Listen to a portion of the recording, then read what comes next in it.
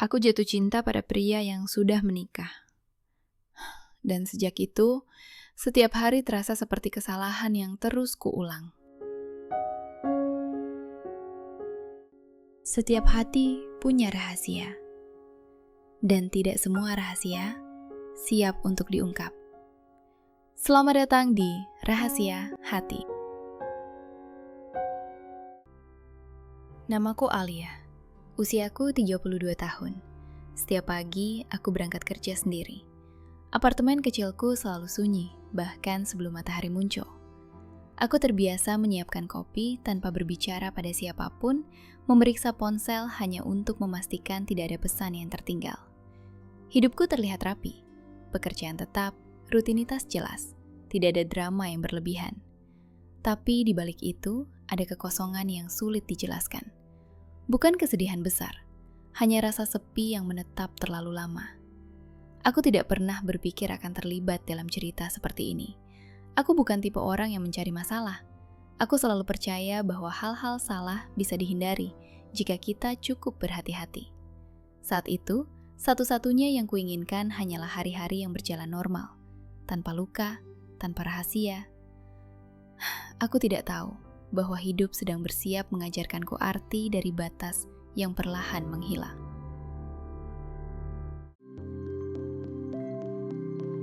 Aku mengenalnya di tempat kerja, namanya Raka. Dia bukan pria yang mencolok, tidak banyak bicara, tidak suka menarik perhatian. Kami sering bertemu di pantry kantor, berdiri bersebelahan sambil menunggu mesin kopi bekerja. Kadang hanya saling mengangguk, kadang bertukar senyum singkat. Awalnya semua terasa biasa saja. Obrolan tentang pekerjaan, tentang deadline yang menumpuk, tentang hujan yang tidak berhenti sejak pagi. Tapi ada satu hal yang sulit kuabaikan. Cara dia mendengarkan. Saat orang lain terburu-buru menyela, dia memilih diam. Matanya menatap, seolah setiap kata penting untuk disimpan. Aku mulai menyadari kebiasaan kecil. Langkah kakinya yang selalu pelan. Cara dia menutup laptop dengan hati-hati. Nada suaranya yang tidak pernah meninggi. Tanpa kusadari, aku mulai menunggu momen-momen itu. Menunggu obrolan singkat yang tidak penting, tapi terasa hangat.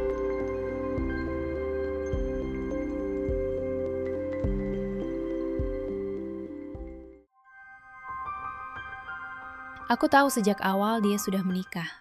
Ada cincin di jarinya. Foto keluarga kecil di meja kerjanya. Cerita singkat tentang istrinya yang sesekali muncul dalam percakapan ringan. Itu seharusnya cukup untuk berhenti. Dan aku mencoba. Aku mulai menjaga jarak, membatasi percakapan, menghindari duduk berdekatan saat rapat. Tapi perasaan tidak tumbuh seperti alarm. Ia tidak berbunyi keras untuk memberi peringatan. Ia datang perlahan, menyusup di antara kebiasaan. Aku mulai merasakan kegelisahan aneh saat tidak melihatnya seharian. Aku memperhatikan jam tanpa sadar menunggu waktu pulang. Setiap kali kesadaran itu muncul, aku menegur diriku sendiri, mengatakan bahwa ini salah, bahwa aku harus berhenti. Namun, mengetahui sesuatu itu salah tidak selalu cukup untuk menghentikannya.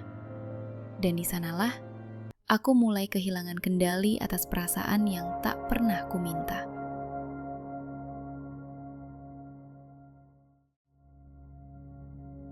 Kami tidak pernah menyebut apapun, tidak ada pengakuan, tidak ada sentuhan, tidak ada janji. Hanya pesan singkat yang muncul larut malam. Kalimat sederhana seperti, "Sudah sampai rumah?" Atau, "Hari ini melelahkan ya?" Percakapan kami terasa aman karena tidak pernah melewati batas yang jelas.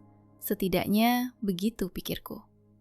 Kami berbagi cerita kecil tentang pekerjaan yang menguras tenaga, tentang mimpi-mimpi yang tertunda, tentang hal-hal yang tidak pernah kami ceritakan pada orang lain. Aku mulai menyimpan ponsel lebih dekat, mengecilkan suara notifikasi, menjawab pesan dengan hati-hati.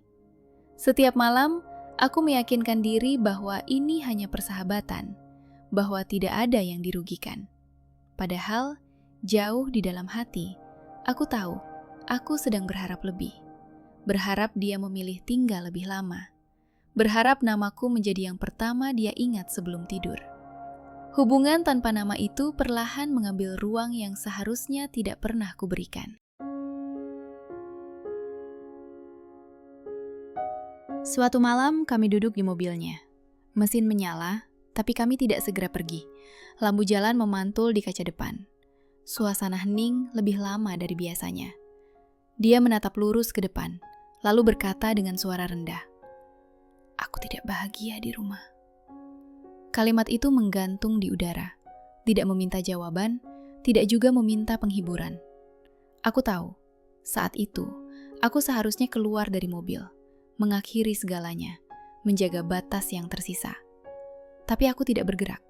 Aku tetap duduk di sana, mendengarkan napas kami yang tidak sinkron. Dalam diam itu, aku membuat pilihan. Bukan dengan kata-kata, tapi dengan tetap tinggal. Dan keputusan yang tidak kuucapkan itu mengubah segalanya lebih dari yang bisa kubayangkan.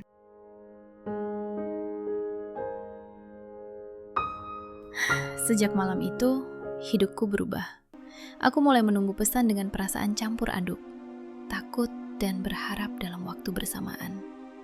Setiap pertemuan terasa seperti rahasia. Setiap senyum terasa seperti dosa kecil yang terus bertambah. Aku kehilangan ketenangan. Tidurku tidak lagi nyenyak. Pikiranku selalu terpecah. Aku mulai merasa bersalah tanpa tahu harus meminta maaf kepada siapa. Pada istrinya yang tidak kukenal, atau pada diriku sendiri. Hari-hari berlalu dengan perasaan waspada. Aku hidup di antara jeda-jeda singkat, menyembunyikan sesuatu yang semakin berat untuk disimpan. Dan semakin lama, aku menyadari satu hal. Aku tidak sedang memenangkan siapapun. Aku hanya perlahan kehilangan diriku sendiri.